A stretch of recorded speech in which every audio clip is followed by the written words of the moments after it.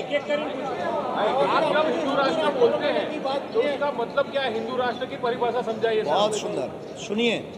हिंदू राष्ट्र का मतलब सामाजिक समरसता, हिंदू राष्ट्र का मतलब वैचारिक मतभेद होकर के सभी पंथ एक साथ राष्ट्र के उत्थान के लिए एकत्रित संकल्प लें। हिंदू राष्ट्र का मतलब ये जो जातिवाद की कुरीतियाँ हैं जिस पर बार बार राजनीतिक रोटियां सेंकी जाती, ये शून्य हो जावे।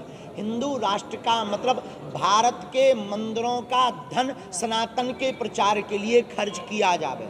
हिंदू राष्ट्र का मतलब राम की यात्रा पर पत्थर फेंकने वालों को भारत में न रहने का अधिकार दिया जावे, उन्हें भारत में नहीं रहना चाहिए। हिंदू राष्ट्र का मतलब रामचरितमानस को जलाने वालों को या ऐसा सोचने वालों को भारत में रहने का अधिकार नहीं है। हिंदू राष्ट्र का मतलब संत सनातन की सुरक्षा का बीड़ा। हिंदू राष्ट्र का मतलब प्रत्येक व्यक्ति को रहने का परम स्वतंत्र अधिकार। हिंदू राष्ट्र का मतलब अपने आराध्य इस देश के इष्ट भगवान श्री राम के प्रचार में, उनके कार्य में किंचित मात्र भी बाधा ना पड़े और राष्ट्र उत्थान करे, ये हिंदू राष्ट्र का। सर, आप मानते हो हिंदू डरा हुआ है? हिंदू डरा हुआ है? बिल्कुल नहीं डरे हुए हैं। कुछ बुजदिल हैं जो डर गए थे, लेकिन वो भी शेर बनवाएंगे। सरकार बदलेगी, 24 में सरकार बदलेगी। परसों दरबार हुआ था, हेमंत बिस्ला जी ने आरोप लगाया है कि हिप्नोटाइज करके ये सस्ती लोकप्रियता पाने के उपाय होते हैं ताकि आप लोगों तक उनके नाम पहुंच जाए। ऐसा कुछ होता तो हम अभी तक करोड़ों अरबों ना ले लेते, तुम हो गए हिप्नोटाइज। ये सब सस्ती लोकप्रियता के लक्षण। हाँ, ये आज सुबह सुबह बड़ा ही ये जो है अब जो खबर मिली, बड़ी विचित्र घटना घटी है।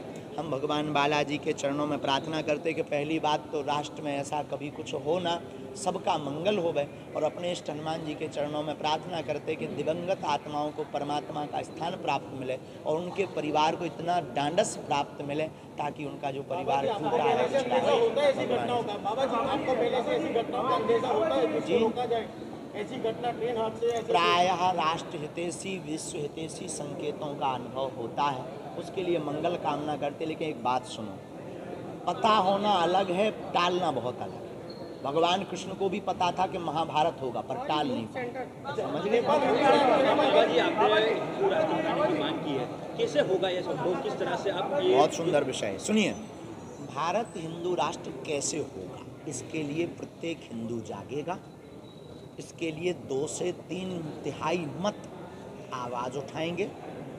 जिस प्रकार हमारी राम मंदिर की पुकार थी, मांग थी, जिस प्रकार इसके पहले आज़ादी के तुरंत बाद रोटी कपड़ा और मकान मांग रहा है हिंदुस्तान, उसी प्रकार भारत में कुछ दिनों के अंदर प्रत्येक हिंदू अपनी संस्कृति, अपनी बहन बेटियों को लौ जिहाद से बचाने के लिए हिंदू राष्ट्र की मांग अवश्य उठाएगा। नहीं उठाएगा तो जो हाल साक्षी का दिल्ली में हुआ है वो तुम्हारी भी बहन बेटी का हो सकता है। हम पॉलिटिक्स पर कोई भी बयान देते नहीं।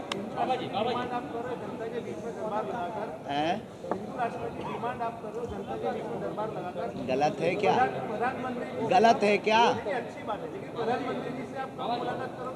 हम देखिए बहुत ही उल्टे आदमी हैं, हम इन सब से बहुत दूर हैं। हम राजनेताओं से मांग के लिए ये आवाज़ नहीं उठा रहे, हम हिंदुओं की हृदय की मांग के लिए ये आवाज़। जी, हमारी ऐसी कोई कल्पना या ऐसा कोई हमारा निजी भाव नहीं। प्रधानमंत्री पीठ के प्रति हमारी सद्भावना है, पर हमारा मिलने के प्रति बहुत ज़्यादा, किसी के भी मिलने के प्रति हमारे मन में बहुत ज़्यादा भाव प्रकट नहीं होता। और सहजवश मिल जाए तो प्रधानमंत्री हमारे देश का राजा है और उनके लिए हमारा साधुवाद और आशीर्वाद और हम मंगल कामना करें। राजकारण में आने का क्या कहना? राजकारण में आपको आने का क्या कहना? पॉलिटिक्स में आने का कोई पॉलिटिक्स में आने का मन बना है? आप भी बड़े विचित्र लोग। करोड़ों का अध्यात्म छोड़कर 10 रुपया की राजनीति में कौन आएगा? बाबा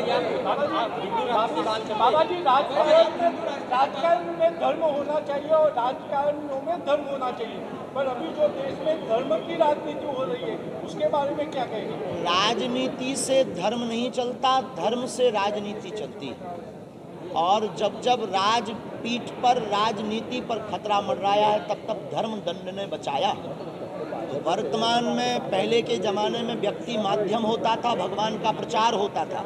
आज के ज़माने में भगवान माध्यम है, व्यक्ति का प्रचार होगा। बाबा जी, आप गुजरात वालों को पागल क्यों कहते हैं? हम पागल का मतलब मेंटल नहीं कहते, पहले तो ये समझ लो आप। पागल का मतलब है जो अपनी लगन में लग गया, परमात्मा को पा करके उनमें लग गया, तो वो पागल है। और हमें गुजरात के लोग भक्त दिखाई पड़ते हैं तो हम पागल कहते हैं। और किसी को दिक्कत